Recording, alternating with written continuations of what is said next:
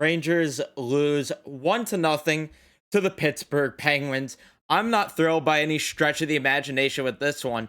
Uh, did I like some of the effort out there by the Rangers today? Sure, but I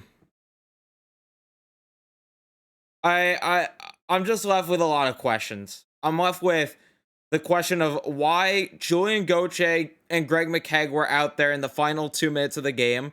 I'm left with why uh was Ryan Lindgren's hooking penalty called.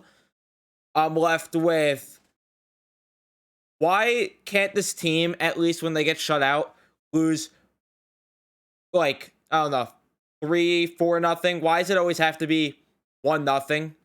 Oh, okay, fine. I guess the game against Calgary, right? They got shut out, what, 6-0 or something? Okay, fine. I guess it's better that we didn't get torched, though, right? But the Rangers do lose this one. We're going to just dive into the action here. Before we do, be sure to leave a like, of course. Subscribe if you guys are new, especially if you're Ranger fans. We recap every single Ranger game. Sometimes it's good, sometimes it's unfortunate that we do. And then also turn notifications on if you don't have them on so you know when I upload. But let's dive into this. Not a lot to talk about, honestly, with this game because it was a very, very quiet game from both sides offensively. So yeah, the Rangers looked really good though early. They looked like the better team most of the game, if not the whole game. They had really great looks. They outshot the Penguins like 8-1 at one point. You have a great chance from Strome in front that was backdoor. Trouba got a good look within the same sequence, and there was also a play where it looked like Doomlin's face was about to be a backboard and the puck was going to go in. I believe that was from Dryden Hunt, but Dryden Hunt with a beautiful pass to Ryan Strome there backdoor, which those two, they haven't looked good. Same with Artemi Panarin, which we'll talk about that. But then you have Lafreniere. Also, he got a pretty good look there, setting up Jones. You get the Rangers took a lot of penalties, a lot in part of the refs being absolutely abysmal. Most of this game was played 4-on-4, at least in the second period. There was a lot of 4-on-4 action there because of roughing penalties, and then you had a bullshit thing in the second period, which we'll get to later. But yeah, they get some good luck shorthanded. At least on the first penalty kill, they got a lot of good looks there. Trouba had a good chance off of a great feed from Mika Zibanejad. That didn't go, of course. And then Igor also made some big saves there on that penalty kill. But the refs, like I said, they were abysmal all night.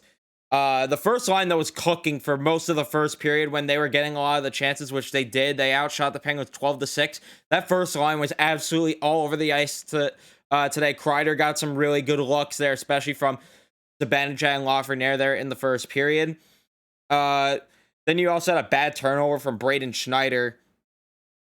But Jones was able to back that up with a great play to break up a scoring chance from Gensel. But the Rangers keep this one tied, thankfully, even though things did get a little bit shaky towards the end of the period. Like I said, shots were 12-6, but they do end up looking pretty solid there. Then in the second period, it starts 4-on-4 because there was a bit of a scrum at the end of the first period. So you go 4-on-4. And then later on, you also have another 4-on-4 play because Kevin Rooney slightly cross-checked Evgeny Malkin, and Malkin didn't take that kindly at all. Malkin ends up throwing Kevin Rooney to the ice, and both get called for a penalty. Very soft call there by the officiating, in my opinion, on the cross-check. And then I had some Penguins fan on Twitter telling me that he dove. I have to take another look at that, but from what I saw, it didn't look like a dive. If it was, even then they should have been skating still 5-on-5, and it shouldn't have been called both sides. But I guess you take the trade if you're the Rangers. Malkin for Rooney, I guess you take that there, though. But it was a very soft call. But the Rangers, before that, got a pretty good odd man rush chance. Mika doesn't score, naturally. Panarin was just gifting the puck to the Penguins, though, all game, especially in the second period. Him and Strome, my God, the zone entries they reeked. They were so awful. They were not getting any good chances. Yeah, McKegg almost scored on his own goal, but Igor with some beautiful saves within the same sequence, does a insane split, and he ends up denying them there. Then not too long after, he makes an insane glove save. Then the Rangers on the 4-on-4 a bit later, because there was another one. Trouba gets a good look. Maybe could have passed it to Strome back door, but he does get a good look there. You have a big hit from Trouba on Letang. Speaking of Trouba there, Reeves was throwing hits all night or all day. Whatever. But shots for the second period end up being 9-5 for Pittsburgh. Third period was just, I don't even know what to say. Shots were 11-10 in favor of Pittsburgh. It was back and forth all period, but my God, I don't understand. Pittsburgh late, or not late, pretty early in the period, gets a power play because somehow Ryan Lindgren apparently hooked,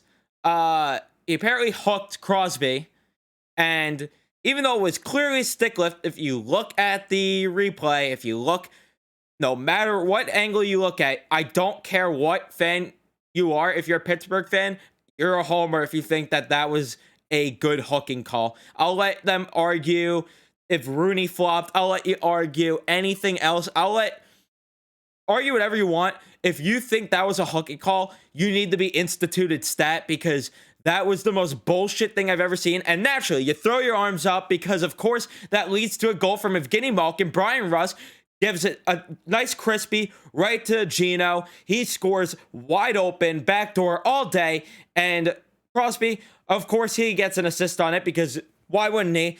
And the Penguins go up 1-0. And you knew this either reeked of a 1-0 loss from there if you didn't get that sense from puck drop. Or it was going to be the Rangers tie it late because they did get a power play. You thought that maybe they tie it there. Nope, they don't do it. And you thought maybe it would be a 2-1 overtime loss, but nope. And then the Rangers in the last minute, or last 2 minutes, 3 minutes, throw the fourth line out there, throw the third line out there. Granted, the second line wasn't the best all game, so I guess I can't really be that mad about the fourth line, because the fourth line I thought was better. But the third line, yep, let's just throw them out there in the last few minutes of the game. And in the last minute, you're down by a goal. Oh, let's just spend 45 seconds passing the puck around. That's a good idea, right? Let's do that instead of actually getting an opportunity. Lafreniere, he shoots one, gets deflected, and then the Rangers win an offensive draw late, but they don't get a good enough look to tie the game late. And they follow the Pittsburgh Penguins. Shots on goal ended up being 27-26 in favor of the Rangers.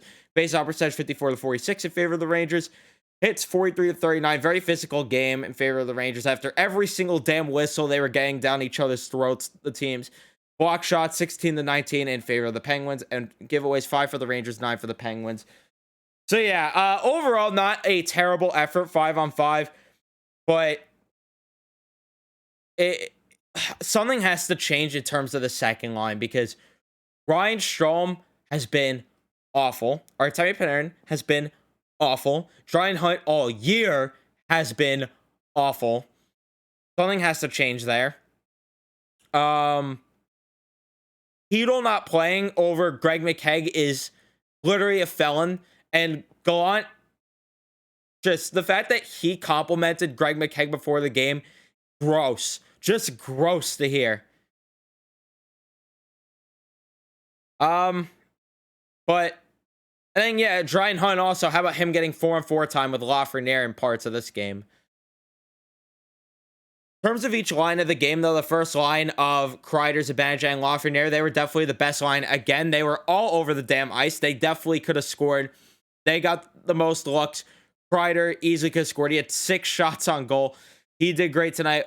Lafreniere, or Zibanejad had 4. Lafreniere didn't get any, but he was just all over the ice, making some great passes, setting up great plays. And I thought he did get a shot on goal, but apparently not. But, oh yeah, also in the third period, Lafreniere, he gets a stick broken. Refs, nope, we didn't see it. We didn't see it at all. Pettersson, he ends up cross-checking, by the way, as Strome and Hunt are down in the corner there. He cross-checks him, and the ref decided on the 30th cross-check that it would be like, all right, fine, we can't let you get away with 30. We tried to let you get away with 29 there, Pettersson, but we can't let you get away with 30. That's just the rule for you guys. And And then, yeah. But either way, despite the refs, even though it costed them the game, the Rangers do have to score in this one at the end of the day because Shesterkin kept them in it. But let's not lose track here. The second line, Panarin, Strome, and Hunt were just absolutely abysmal. The amount of turnovers, if you played a drinking game of every time they turned over the puck, you would have been gone by the end of the first period. Defensively, what do? Nothing but lead to odd-man rushes and put more pressure on the defense, which I'm starting to realize maybe we shouldn't be blaming Miller and Trouba as much or anyone else on the defense when they're pinching far up into the play and then Panarin or Strome make just a completely dumb turnover that leads to an odd man rush. And instead of getting mad at the defenseman for not getting back, maybe we should start getting mad at the turnovers because they are absolutely abysmal, especially from the second line. They need another winger already. And then the third line, it's laughable having making Morgan Barron play with Greg McKegg and Julian Gauthier is just absolutely laughable. I feel so bad for Barron. He had a great game, but Gauthier and McKegg, useless. Useless. McKegg did nothing but almost score for the other team. And then Gauthier, yeah, he can't finish at all. He just can't at all. An erectile, a person with erectile dysfunction can finish better than him. And then the fourth line of Gaudreau, Rooney, and Reeves, I thought they were pretty decent today. They could have been better, but they are doing a good job defensively against some of these top lines in the league, so I can't be too mad with their effort out there. But to have them out there in the last few minutes of the game it's kind of a felon. It kind of is. Maybe in the last minute, if you really wanted to get, I don't know, Barclay Goodrow out there, you just put Barclay Goodrow with Panarin and Strome in the last few minutes, maybe. Crazy thought, I know, Gallant, but maybe. And then for the defense, Lindgren and Fox, definitely not a good game for either of them, especially Fox. I thought Fox, at least offensively, he looked absolutely abysmal, turning over the puck way too much. At the blue line, he'd always get the puck taken away from him, leading to some odd man rushes. He had a rough day. Lindgren was pretty good, though, so I can't be mad at him. Miller and Trouba, they were pretty decent as well. Trouba was just all over the ice, throwing big hits. Miller, I thought, had a pretty decent game as well. Not too mad with them. But then Jones and Schneider were definitely the best defensive pair, especially Jones. Jones was insane tonight, covering up for some of the defensive mistakes that Schneider did end up making today. And then he was just making great plays all day. He needs to stay already, even when Nemeth comes back. If he doesn't, again, another felon by Gallant. And then Shesterkin, not much more I could say. He was great this afternoon, as he always is. So, yep, I'm very pleased with them there. But now, yeah, let's get to Twitter. Hear from you guys. If you're not following me on Twitter, link is in the description. Follow me on Twitter to get involved in these videos. New York South 24 says, thought we played well enough to win. Refs need to relax and start making calls. Yeah, I agree that they did play well enough to win. I think that the narrative, we're losing sight just because they got shut out that they played well. I think we're losing sight of that. However, maybe they could have got a few more high danger chances because it did seem obvious every time that they would just try to score off the rush and just get these tip and backdoor goals, which you can't just do that all the time. And they just kept passing for it and passing for it and passing for it at the end of the game on the power play. That's all they kept doing. It's like, dude, you got to just shoot the puck and try to snipe it, especially Panarin. You're getting paid $11.6 million to shoot the puck. Shoot it. Please? Thank you. And Ted says, what were your thoughts when Lindy got called for that penalty?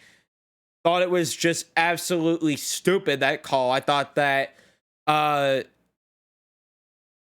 I thought it was just a dumb call. I don't know if my eyes were deceiving me. I don't know if I'm crazy, but it didn't look like a hook to me. Did it look like a hook to any of you guys? You guys let me know.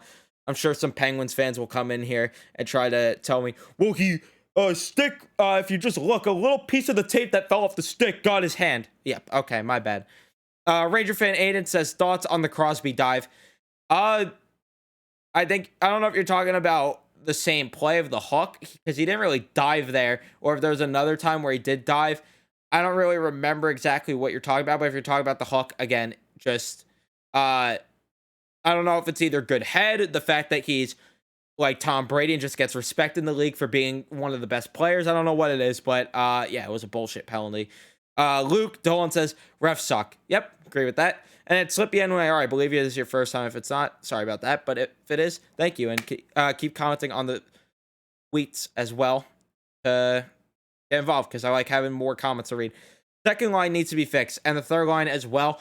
I completely agree with that. Dryden Hunt, it's the fact that the Arizona Coyotes didn't want you. It speaks volumes to how bad of a hockey player you are. No offense to the Coyotes.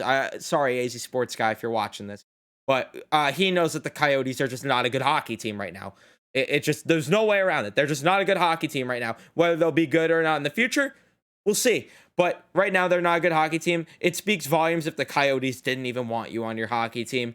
And then for the third line, Greg McKegg, it's a felon that he's playing every game. I've said it for a while. Gauthier can't finish at all. Patrick Nemeth didn't play, so can't really rip on him. But yeah, I agree. They do need to make a middle six forward change, and it needs to be soon. And I don't know if Phil Pedal is sitting out today because a trade's happening. But if it was just to put him as a healthy scratch, the coaching decisions, I don't understand. I just don't at all, but Gallant needs to reconsider some of these coaching decisions. But that is going to be it for this one. Overall, I'm not too pissed. I know the boys will bounce back. They did have a good effort. They do need to start scoring more 5-on-5, but I'm confident that they'll bounce back as long as a trade is made soon, just for the love of God. But I'm getting a bit nervous, but that's going to be it for this one. Like I said, leave a like if you did enjoy. Subscribe if you guys are new, especially if you're Ranger fans. Turn notifications on, and I will see you guys in the next one.